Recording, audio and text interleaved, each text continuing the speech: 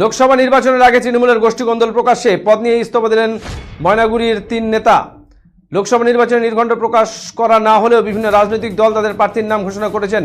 রবিবার ব্রিগেডের সভা থেকে তৃণমূল কংগ্রেসের তরফ থেকে লোকসভার 42টি আসনের প্রার্থীর নাম ঘোষণা করা হয়।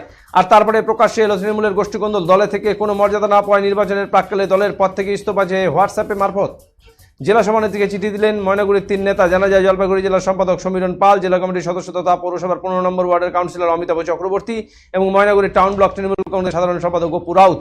এই নিয়ে সোমবার সাংবাদিক বৈঠক করলেন 3 নেতা। তাদের অভিযোগ, দলের প্রতিষ্ঠালগ্ন সদস্য হলেও দলে পদ থাকলেও সেভাবে মর্যাদা দেওয়া হয় না। দলের জেলার কয়েকজন নেতৃত্ব যা করবেন সেটাই চূড়ান্ত। দলের পদে থেকেও তাদের কোনো মর্যাদা না থাকায় তারা এই সিদ্ধান্ত নিয়েছেন বলে জানিয়ে দিয়েছেন। আগামীতে ধীরে ধীরে অনেকেই ইস্তফা দেবেন, এমনকি গুরুত্বহীনতার জন্য যে সিদ্ধান্ত তার অবসান না ঘটলে আগামীতে বড় সিদ্ধান্ত নেবেন বলে হুঁশিয়ারি দিয়েছেন তারা। এদিনের এই সাংবাদিক বৈঠকে তারা কি জানালেন শুনুন। কয়েকজনের নায়কতন্ত্র চলছে, যারা অনেক লড়াই আন্দোলনের মধ্য দিয়ে বাংলার বুকে, জলপাইগুড়ি জেলার বুকে তৃণমূল কংগ্রেস থেকে প্রতিষ্ঠিত করেছে। তাদের হয়তো পদ আছে কিন্তু কোনো দায়িত্ব নেই।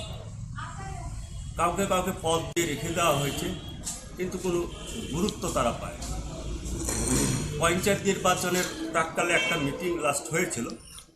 সেই মিটিংয়ে বলা হলো যে যারা সেক্রেটারি আছে তাদের এক একটা ব্লকে অবজারভার করা হবে। কিন্তু আমরা যারা পুরানো মানুষ, যারা লড়াই আন্দোলনটা জানি এবং মানুষের পালসটা অনুভব করি, আমরা অজ্ঞাত কারণে লক্ষ্য করলাম যে আমাদের ব্রক্ত করে রাখা হবে।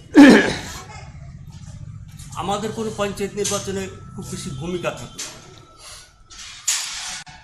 ইদানিংকালেও দেখছি যে জেলা কমিটির মিটিং হচ্ছে, সেই মিটিংয়ে কোনো ইনভাইট পাচ্ছে না। আপনি কি দায়িত্ব আছেন?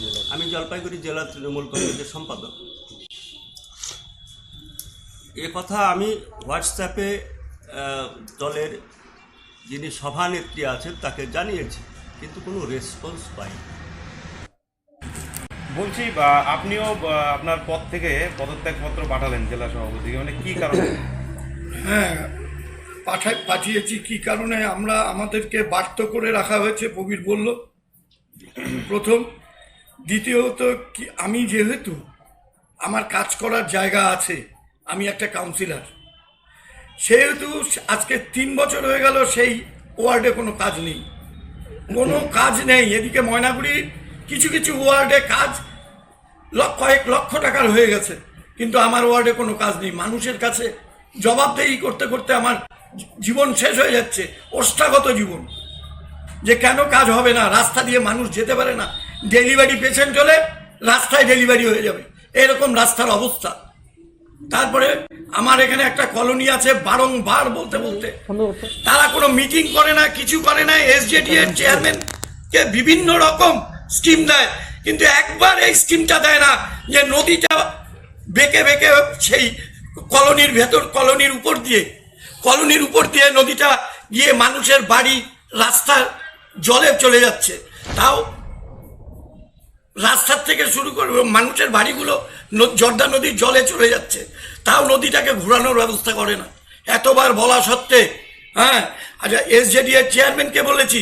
এবার ময়নাগুড়ির থেকে যখন যাচ্ছে রিপোর্ট, তখন বিশেষ বিশেষ কিছু ওয়ার্ডের রিপোর্ট যাচ্ছে এসজেডি এর চেয়ারম্যানের কাছে, আমার ওয়ার্ডের কোনো যাচ্ছে না। তাহলে আমাদেরকে শেষ করে দেওয়ার চক্রান্ত। তো মানুষ বুঝুক, আমার ওয়ার্ডের লোকরা বুঝুক। না, বলছি যে এর আগেও তো আপনি এই যে ওয়ার্ডের রাস্তা নিয়ে একাধিকবার পুরসভার দ্বারস্থ হয়েছে। হ্যাঁ, সেক্ষেত্রে পুরসভা বলেছিল টেন্ডার হয়েছে। হ্যাঁ, টেন্ডার কি আদৌ হয়েছিল? আচ্ছা, আমার নাম গপু রাউত, বর্তমানে ময়নাগুড়ি টাউন ব্লকের সম্পাদক পদে রয়েছে। অনেক যুব নেতা, অনেক যুবক যারা বিজেপিতে যোগদান করলো, আমাদের টাউন ব্লক সভাপতির কাছে তার কোনো খবর নেই, আমাদের অনেক নেতার কাছেও তার কোনো খবর নেই। এইভাবেই দলটা চলছে।